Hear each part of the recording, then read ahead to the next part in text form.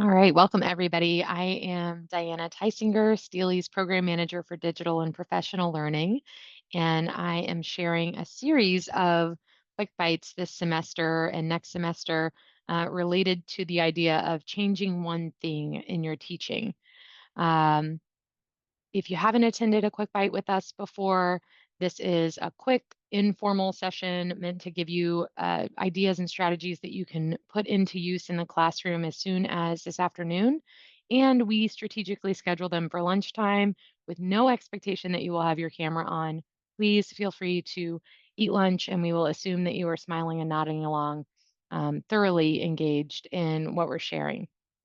Thanks for being here today.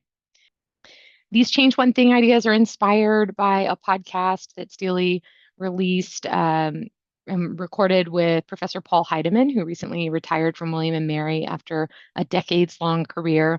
So everything that we're sharing in these sessions has been tested with actual William and Mary students, and Professor Heideman recommends that you try these things. We didn't just make them up at Steely.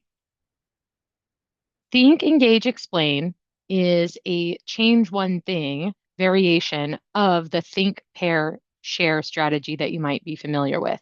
I have a background in K-12 instruction. We used think, pair, share frequently in classes where we would present an idea and we would ask students, okay, turn to your partner, turn to a neighbor, share what we just talked about, discuss this prompt or this question that's on the board.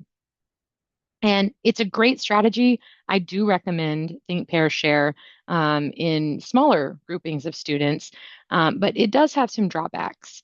It takes planning to figure out what is the prompt that I'm going to give, how am I going to structure the sharing, and how am I going to then grapple with whatever comes at me in terms of feedback during that share out session. What if somebody says something that's totally off track?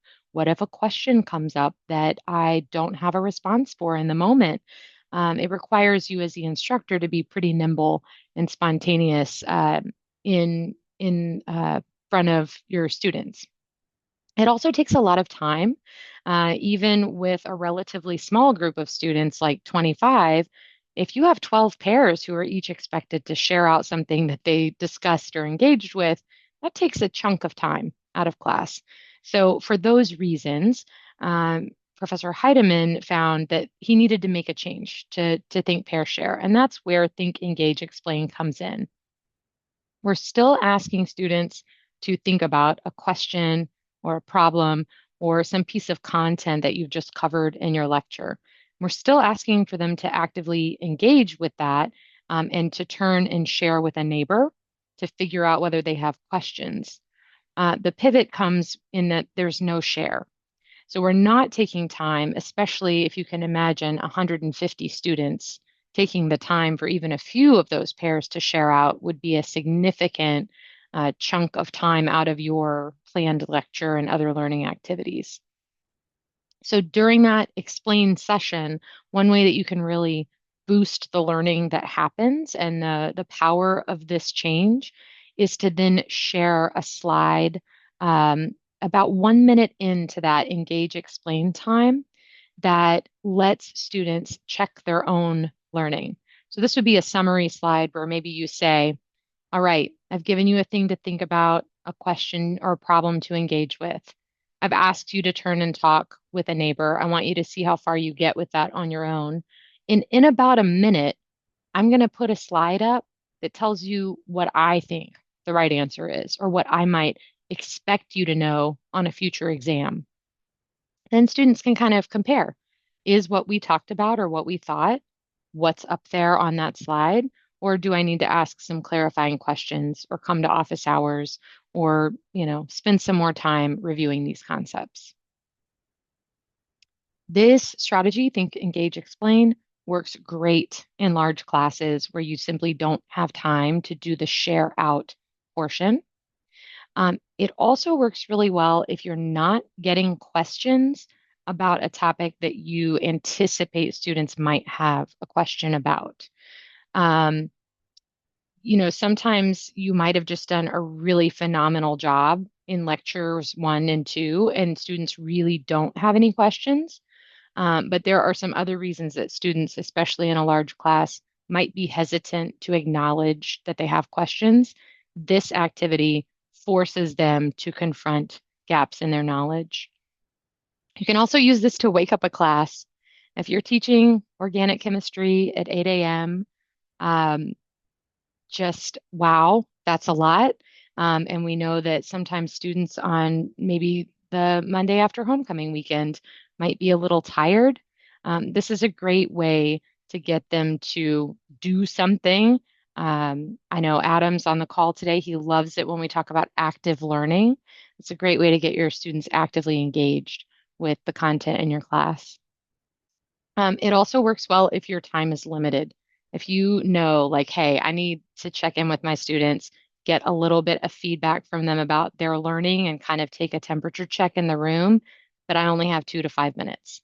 The whole activity, from prompting them to think to giving them time to engage with the content with a partner, and then to, pause and see if there are any questions, that whole process should take about 5 minutes. What are you doing while they are thinking and engaging and explaining to one another? You are asking yourself, what's the noise level in my class right now? Does it seem like people have kind of moved on to the next thing? Was there a pause and a shift into weekend planning conversation? Are they still really engaged in whatever topic that we brought up, and there seemed to be like having great conversation. It's a chance for you to read the room. Again, to put that slide up if you're going to do that, that has the desired response or the summary of the concept. And then just monitoring for whether it's time to move on. If you sense that pause and shift, that most of the class has gone from engaging with their partner to now looking at their Amazon cart, that's a time to end the activity. Why does this work? This is one of my favorite PhD comics from my days in grad school. I'll give you a minute to look at it. One thing we know about William and Mary instructors, and particularly the ones who choose to use their lunch break engaged in professional learning, is that you are very effective instructors. And so many times when you are explaining a concept to your classes, they really think they get it. You really believe that they understand it, and they might not realize that they have an error in interpretation. But as soon as they sit down to do some independent practice with that concept, the aura of logical distortion, the bubble bursts, and they realize, oh, wow, I did not understand this as much as I thought I did, as clearly as I thought I did. I'm actually quite lost now about how to engage with this topic. Prompting them through something like Think, Engage, Explain to really reflect their own learning out, to be able to explain it to somebody else, forces them to confront how solidly they understand the content in a way that otherwise doesn't often happen, especially in a large class. If you're only lecturing at them and you're not pausing to force them to think about, do I have a question? Can I really explain this? They might think they get it, and they don't say anything when you ask for questions. And as soon as they leave, they realize, oh no, I'm lost. The other reason it works, even if you've done a phenomenal job and they all understand and there are no questions, that process of of struggling to explain the concept to somebody else, to rephrase it in a new way, strengthens the neural pathways for your students. So even those students who are quite confident in what they've learned and don't have any misunderstandings will benefit from reframing their learning in a way to present it to a partner in the class. You're also going to get better questions out of this. So it is an intimidating thing as a student in a large class to raise your hand and say, I have a question. I didn't understand. But if I've just come out of a conversation with a partner where we thought about a topic or a question, we tried to explain it to one another, and we both have a question, that's very freeing And it makes it a little bit less vulnerable to say, well, we talked about it and we have a question and it's this. Hopefully, that will also be a question that is very relevant and based in the content you've been talking about, so you won't feel as caught off guard as you might with the think, pair, share activity where you just never know what you're going to get.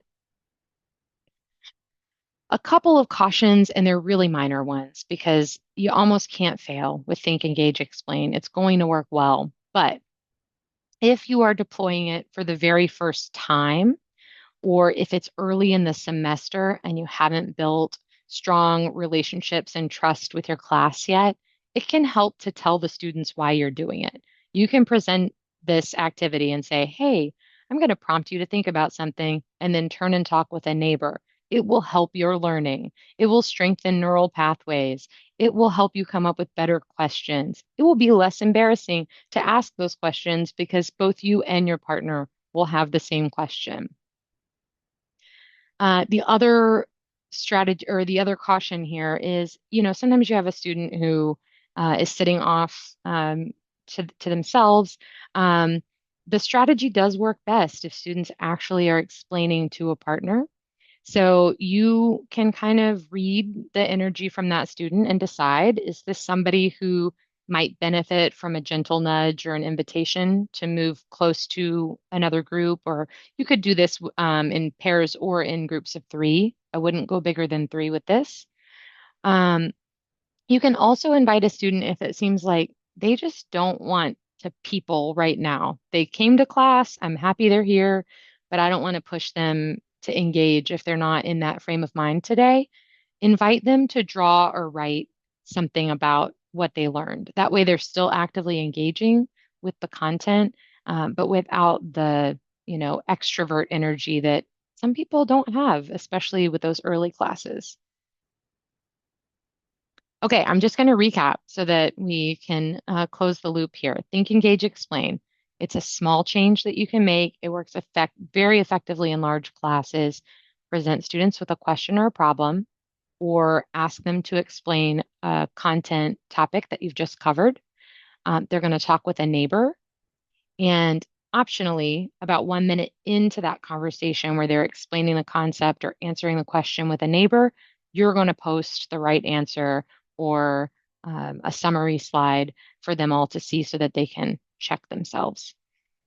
I'll just say that we would love to spend more time with you and we hope to see you in person. But if you would like to connect with us in asynchronous ways, we have a whole catalog of faculty development offerings at academy.wm.edu that includes our College Teaching Essentials series of courses, as well as courses to help you strengthen writing assignments if you're an instructor who assigns those.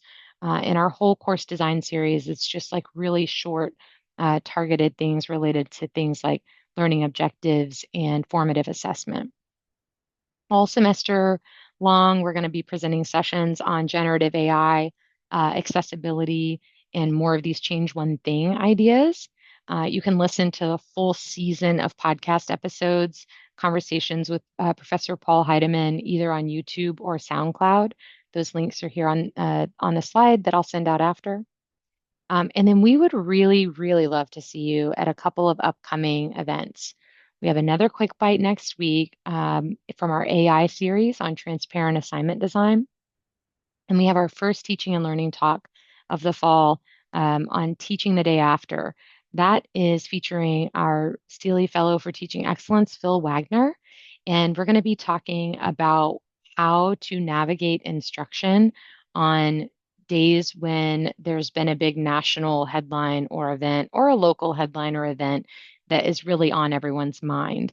So we'll talk about what it's going to look like to teach the day after the November election, but also more broadly, like teaching on difficult days. We'll follow that with a workshop where we apply those strategies for teaching the day after to the classes that you are teaching. So we'll invite you to come and talk with us and bring your syllabus and make a plan.